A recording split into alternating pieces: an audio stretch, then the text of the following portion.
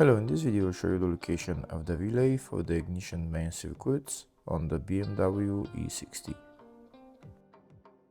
This location of the fuse is for cars up to the year 2005.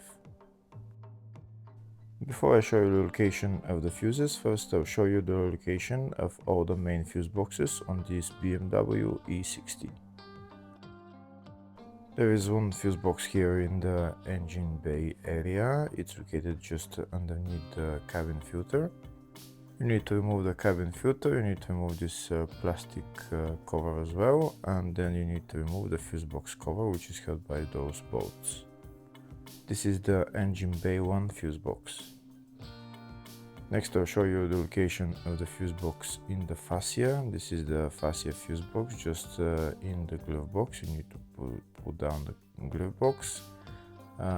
There's those two knobs that you need to turn, and that's the glove box fuse box right there.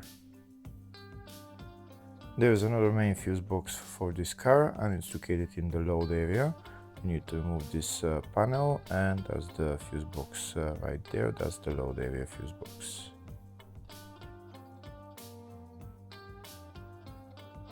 In the description of the video I have links to tools that I recommend for doing jobs like this. Just check out the description of the video.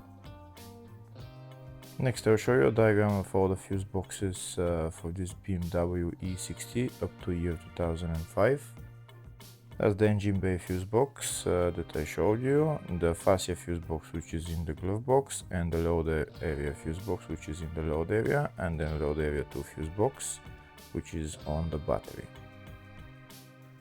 Next we'll show you the location of the relay for the ignition main circuits on this BMW E60. The relay is located in the load area 1 fuse box, and the relay is number 3 relay.